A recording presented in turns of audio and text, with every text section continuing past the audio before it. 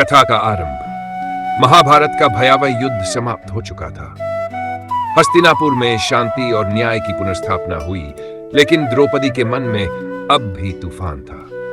बीती घटनाएं उन्हें चैन से नहीं रहने देती। अकेले में बैठकर वे खुद से सवाल करती, अपने अंतर्मन की पीड़ा में डूबी रहती।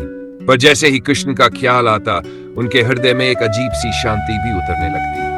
एक दिन द्रौपदी उस शांति के स्रोत से मिलने गंगा किनारे कृष्ण से मिलने पहुंचती है।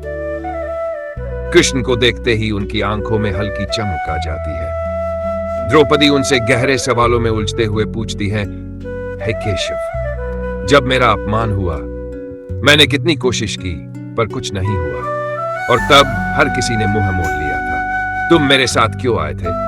क्या सच में हमारे बीच ऐसा कुछ था जो किसी रिश्ते का नाम नहीं ले सकता, लेकिन उससे कहीं ज्यादा गहरा था?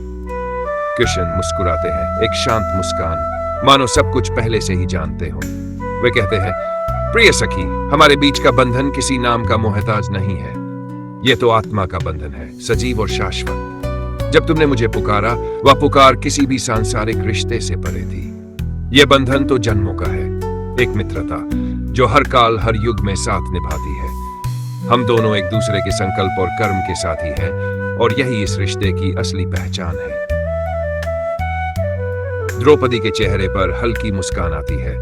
अब वे समझ चुकी थी कि उनका और कृष्ण का रिश्ता किसी साधारण रिश्ते से परे था। यह रिश्ता उनके आत्मा का था, उनकी अंतर्मन की पुकार थी। यह कहानी हमें यह सिखाती है कि कुछ रिश्ते शब्दों में बंधने के लिए नहीं होते। वे आत्मा के स्तर पर जुड़ते हैं, और उनका मूल्य नाम में नहीं बल्कि उनके सार में होता है।